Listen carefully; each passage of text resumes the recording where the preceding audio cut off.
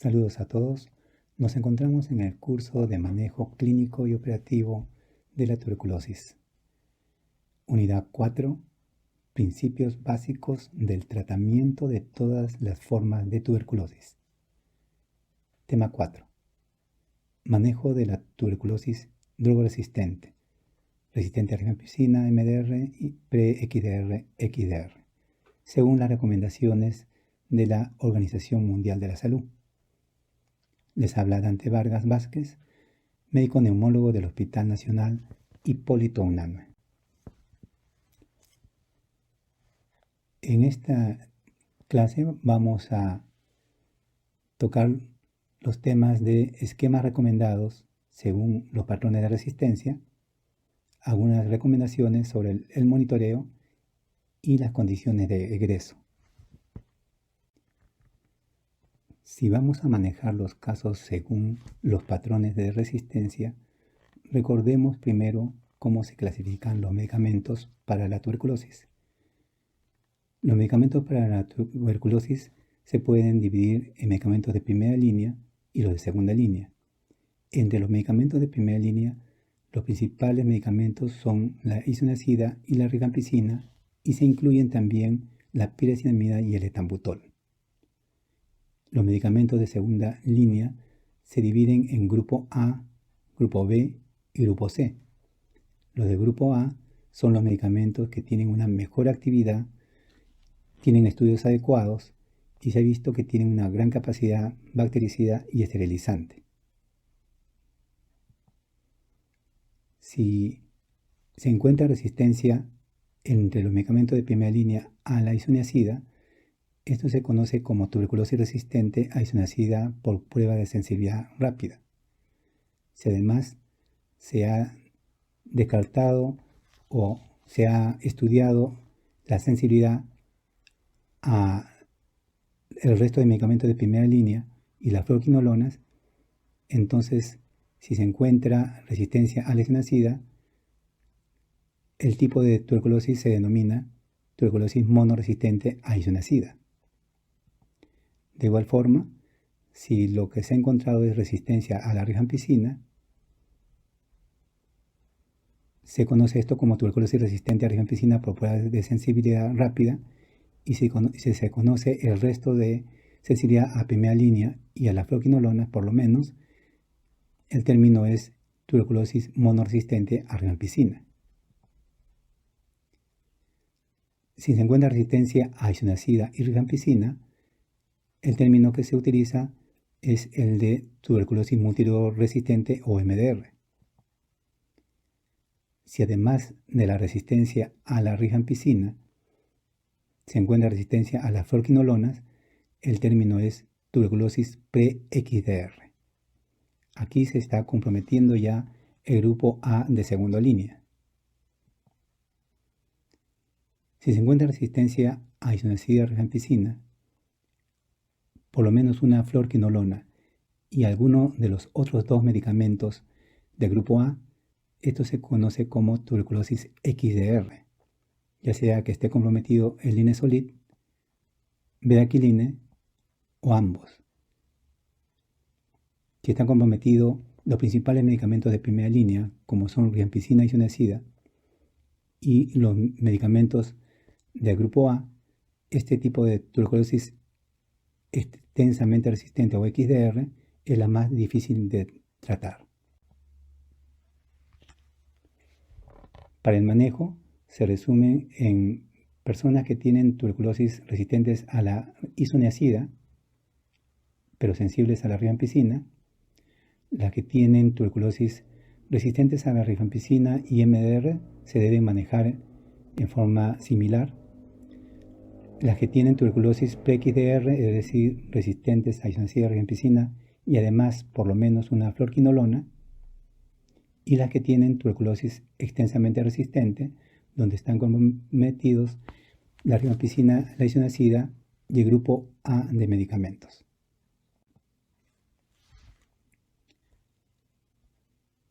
Las recomendaciones para el tratamiento en tuberculosis resistentes a rifampicina y MDR son similares. Detectada la resistencia a la rifampicina, existe una alta probabilidad de resistencia ampliada a la isoniazida, en un más del 90%. Por lo tanto, los casos de tuberculosis resistente a rifampicina deben manejarse como casos de tuberculosis MDR. Toda muestra para sensibilidad con resistencia a rifampicina debe pasar a sensibilidad para fluoroquinolonas. El esquema recomendado actual incluye un tratamiento de 18 a 20 meses. Este esquema incluye una quinolona como la levofloxacina, un inyectable, generalmente la kanamicina, medicamentos de primera línea como son pirazinamida y etambutol, y de segunda línea como la etinamida y la cicloserina, administrados entre 6 y 8 meses, y luego con una fase de continuación sin inyectable por unos 12 meses más.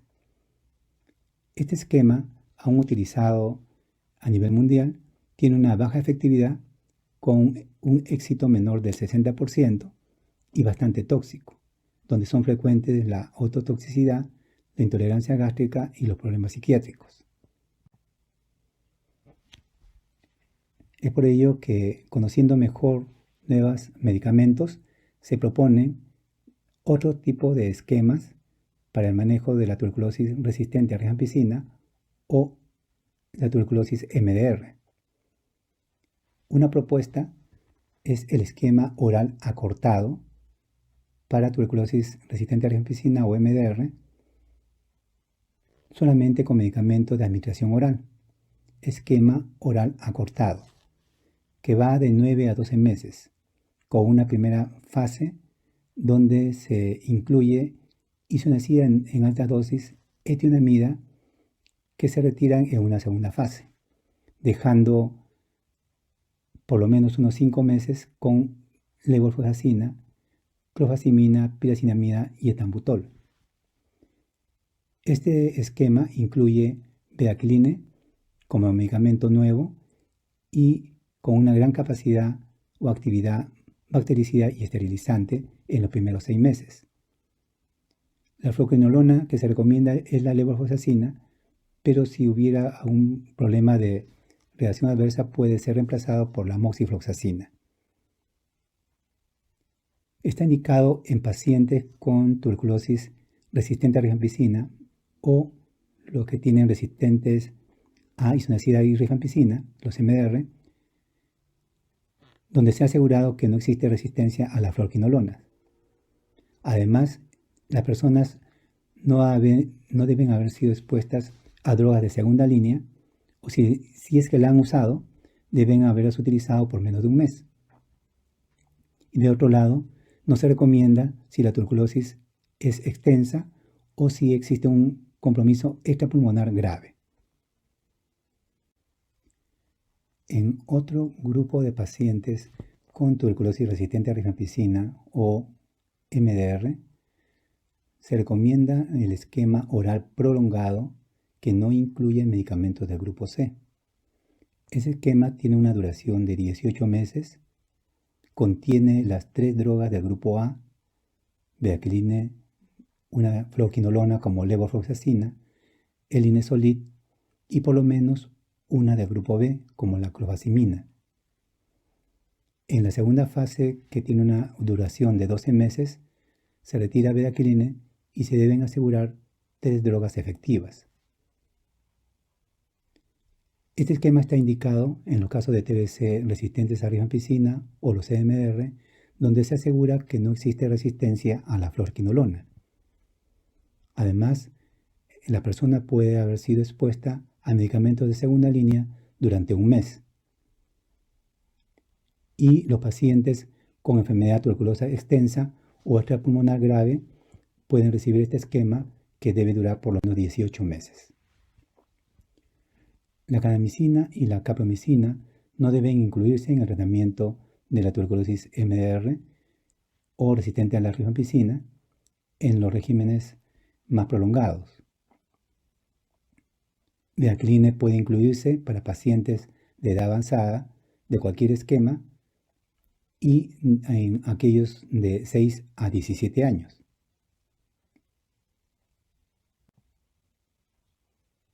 En los casos de tuberculosis PXDR y los XDR, los tratamientos deben ser individualizados. La duración del tratamiento recomendado por ahora es de 18 a 24 meses, o por lo menos 15 meses después de la conversión de cultivo. Se debe asegurar por lo menos 4 drogas efectivas desde inicio.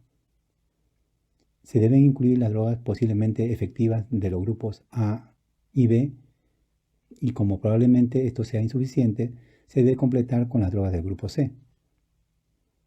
Si se cuenta con Delamanic, puede incluirse en el tratamiento en pacientes mayores de 3 años.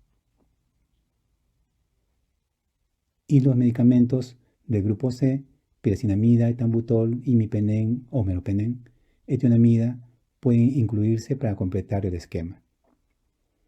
La amicacina por 6 meses si es sensible, y se debe garantizar medidas para controlar las reacciones adversas. Si no se puede utilizar amicacina, se puede utilizar estreptomicina como un reemplazo. El ácido clavulánico no debe incluirse como parte del tratamiento, sino como un acompañante a los carbapenem. Para la tuberculosis PXDR, la Organización Mundial de la Salud propone el esquema de 6 a 9 meses con 3 medicamentos: Beacline, Pretomamid y Linezolid. Este esquema tiene una duración de 6 a 9 meses, se conoce como régimen corto oral para TBC PXDR y está indicado en los casos en donde no ha habido una exposición previa a Beacline ni Linezolid, o si es que el paciente lo ha utilizado en menos de 2 semanas, y debe considerarse solamente pacientes participantes en investigaciones operativas por ahora. Entre otras recomendaciones en el manejo de la tuberculosis resistente, se recomienda ofrecer opciones de administración del tratamiento a los pacientes. Por ejemplo, que la administración sea observada en forma directa en la comunidad o en el hogar, diferente a en el centro de atención. Se recomienda que la administración sea supervisada por proveedores capacitados, trabajadores de salud, en vez de que sea por los miembros de la familia, y que se utilicen diferentes medios tecnológicos de acuerdo a las posibilidades. Los pacientes con tuberculosis resistente deben tratarse utilizando principalmente la atención ambulatoria en vez de la hospitalización. Y el modelo de atención debe ser cada vez más descentralizado. Luego de haber definido los esquemas de tratamiento, se debe realizar el monitoreo o seguimiento de la eficacia y de la seguridad del mismo. El monitoreo de la eficacia se refiere a vigilar si la persona se está curando con el tratamiento que estamos ofreciendo. Para esto debe hacerse una evaluación y un registro clínico, radiológico y bacteriológico. La evaluación clínica debe estar anotada por el personal de enfermería en forma diaria, por el médico tratante de forma mensual y por el consultor en forma trimestral. La evaluación radiográfica requiere la toma de radiografías en forma trimestral en los primeros 6 meses y luego cada 6 meses hasta el alta.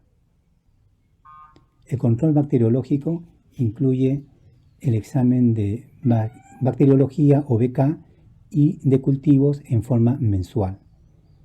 Se debe tener especialmente cuidado en las muestras del segundo mes y del sexto mes para ir definiendo la posibilidad de falla al tratamiento. El monitoreo de la seguridad significa la vigilancia activa de las posibles reacciones adversas que puede provocar los medicamentos que incluye el tratamiento. Esto significa revisar algunas presencias de signos y síntomas clínicos, cambios en el laboratorio y cambios en algunos exámenes dirigidos de acuerdo a los medicamentos que estamos utilizando. La evaluación médica de enfermería, que debe estar anotada en forma mensual para evaluar la eficacia, debe estar registrada en una hoja de monitoreo, así como la bacteriología, radiología y el control de peso. Los exámenes del laboratorio incluyen un hemograma, una bioquímica y exámenes especializados. Por ejemplo, un electrocardiograma se requiere cuando se utilizan medicamentos como bedaquiline, clofazimine y moxifloxacina. Audiometría si es que se utilizara inyectables de segunda línea, exámenes neurológicos, tanto oftálmicos o de nervios periféricos, si es que se están utilizando medicamentos como linezolid o cicloserina. Todo paciente que ha culminado un tratamiento debe tener una condición de egreso. Se considera paciente curado aquel paciente con tuberculosis pulmonar confirmada bacteriológicamente al inicio que ha completado el esquema recomendado con evidencia de bacteriología negativa y sin evidencia de falla. El paciente que ha terminado el tratamiento en forma completa, pero que no cumple con la definición de curado o de fracaso, se considera simplemente como tratamiento completo.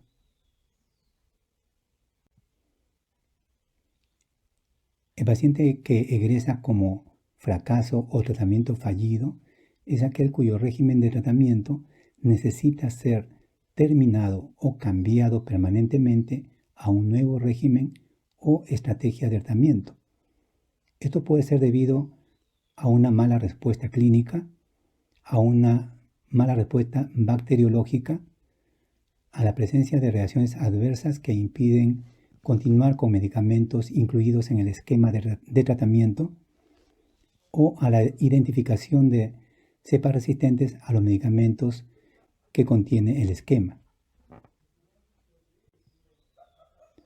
La respuesta bacteriológica favorable se refiere a la conversión bacteriológica sin reversión. Se considera conversión bacteriológica en los pacientes con tuberculosis confirmada que cuentan con 2 cultivos consecutivos negativos separados por lo menos por 7 días. En la tuberculosis sensible se considera que puede ser suficiente el BK para considerarlo como conversión.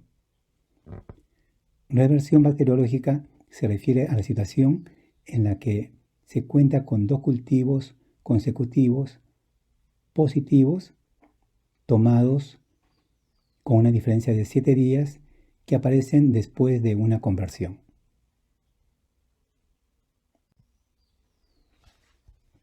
Los pacientes considerados como fallecidos son aquellos que han muerto por cualquier motivo antes de iniciar el tratamiento o durante el curso del tratamiento, sin importar la causa.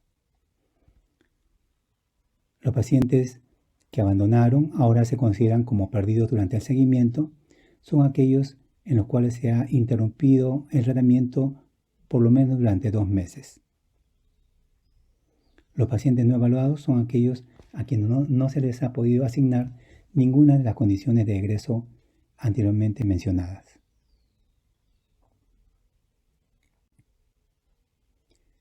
Luego del término del tratamiento, se debe realizar un seguimiento post-alta. Esto incluye una evaluación médica trimestral durante los siguientes 2 años y el control con cultivos mensuales durante los primeros 6 meses y luego posteriormente cada 3 meses hasta completar los 2 años de seguimiento. Muchas gracias.